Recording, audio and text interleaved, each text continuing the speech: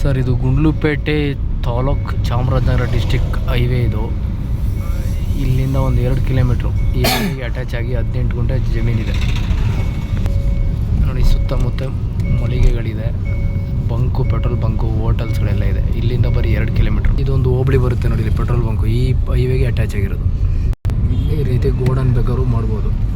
Petrol bunk ಇದೆ, ಇಲ್ಲಿಂದ ಒಂದು 2 ಕಿಲೋಮೀಟ್ರ್ ಅಷ್ಟೇ. ಈ ರೀತಿ ಮಳಿಗೆಗಳು ಬೇಕಾದ್ರೂ ಮಾಡ್ಬೋದು. ಈ ರೀತಿ ಫಾರ್ಮ್ ಹೌಸ್ ಮಾಡ್ಕೋಬೋದು ಬೇಕಾದ್ರೆ ಹೈವೇಗೆ ಅಟ್ಯಾಚ್ ಆದಂಗೆ ನೋಡಿ. ಇದೇ 18 ಗುಂಟೆ ಸರ್ ರೋಡ್ಗಿದೆ ನೋಡಿ. ಗೌರ್ಮೆಂಟ್ ಬಸ್ ಇದೆ, ಅದೇ ಹೈವೇ.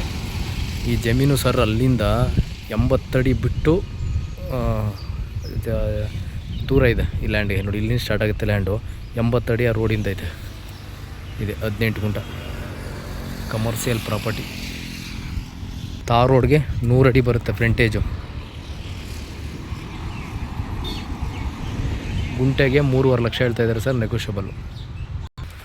ತಾರ್ ರೋಡು ಫ್ರಂಟೇಜು ಸರ್ 100 ಅಡಿ, ಹಿಂದ್ಗಡೆ ಬಿಡ್ತು 200 ಅಡಿ, 100 × 200 ಬರುತ್ತೆ. ಕಮರ್ಷಿಯಲ್ ಪ್ರಾಪರ್ಟಿ ನೋಡಿ, 3.5 ಲಕ್ಷ ಹೇಳ್ತಾ ಇದ್ದಾರೆ, ನೆಗೋಷಿಯಬಲ್.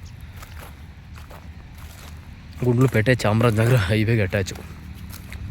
ಒಂದು ತರಕನಂಬಿ ಹೋಬಳಿ ಬರುತ್ತೆ, ಅಲ್ಲಿಗೆ ನಿಯರ್ 2 ಕಿಲೋಮೀಟ್ರ್.